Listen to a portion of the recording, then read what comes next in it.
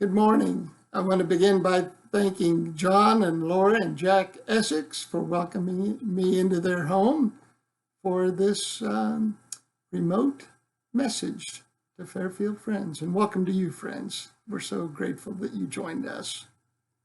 I was listening to the news on the radio the other day, and a commentator on NPR described social distancing as a new development, something we've never done before. I don't know what world that commentator has lived in, but humanity has been practicing social distancing since we first walked upright. I remember my first experience with social distancing. I was 8 years old or thereabouts. My birthday was fast approaching, and my father overheard me tell the next door neighbor girl that she wasn't invited to my birthday party. He called me into the house, ordered me to apologize to the girl and to invite her to my party. This was, for me, the end of the world as I knew it. Girls at a birthday party. And yet I survived it and even benefited from the experience. And so too will we all from this. This week I've been thinking about social distancing and Jesus, who apparently was terrible at social distancing. Matthew 9, verses 10 through 11 tells the familiar story of Jesus having dinner at Matthew's house. Many tax collectors and sinners came and ate with him and his disciples. When the Pharisees saw this, they asked his disciples, "Why does your teacher eat with tax collectors and sinners?" Jesus never got the hang of social distancing. Do you remember the story that Luke told about the 10 lepers that Jesus healed? While on his way to Jerusalem, Luke reads, Jesus traveled along the border between Samaria and Galilee. As he was going into a village, 10 men who had leprosy met him. They stood at a distance and called out in a loud voice, "Jesus, Master, have pity on us." When he saw them, he said, "Go show yourselves to the priests." And as they went, they were cleansed. One of them, when he saw that he was healed, came back, praising God in a loud voice. He threw himself at the feet of Jesus and thanked him. Jesus never got the hang of social distancing, and really, neither should we.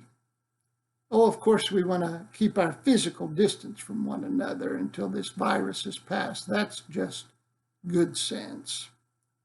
But that doesn't mean we remain spiritually and emotionally distant from one another. It doesn't mean we let this virus claim all our time and attention. Jesus did his best while doing something else. We see this time and again in the Bible when miracle stories began with words like this: while Jesus was having dinner at Matthew's house, while Jesus was on his way to Jerusalem. Finish these sentences. While I was holed up in my house, I wrote letters to my children, grandchildren, and friends to tell them I loved them. Not emails, not texts, but honest to goodness letters that they squirreled away and will read time and again. While holed up in my house, I downloaded and read all those books I should have read in high school and college, but didn't. While holed up in my house, I got out the Fairfield directory and prayed for every family, every person. While holed up in my house, I phoned everyone I know who lived alone to to make sure they were okay. While holed up in my house, I watched video clips of Jim Gaffigan because laughter doeth good like medicine. While holed up in my house, I put on a mask and gloves and made a coconut cream pie and dropped it off at a friend's house. Maybe you could do that for me. Or went on a walk, which is not only permitted, but encouraged. This is all to say that most of life doesn't happen because of our carefully laid plans.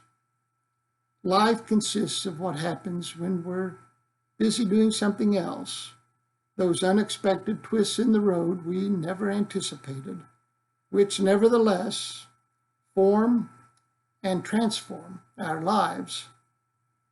I was taking out the trash, for instance, when I met Joanne, walking down the sidewalk on her way to a softball game. She was carrying a baseball mitt. How could I resist? A little over 5 years ago, our granddaughter Madeline wasn't even in our lives. Now she is our life. These unexpected developments that form and transform us. Now look at that. I got to thinking about my granddaughter and strayed from my point, which is this. We ought not get so good at social distancing that we start emotionally distancing ourselves from one another. Don't become an expert at keeping your distance, that you forget and forsake others. This predicament will one day end. Probably not as soon as we would like, but it will end. We'll go back to work, back to school, back to church. We'll shake hands again and share meals and worship side by side. We're going to have the largest pitch-in dinner in Fairfield history when this is over. We'll have concerts again, attend weddings and funerals, and all the things we're used to doing together. But let's make doubly sure that during this season of separation, we work together to have a church, a nation, and a world worth coming back to. Peace to you all. Love deeply, care much, laugh often, help your neighbor, and wash your hands.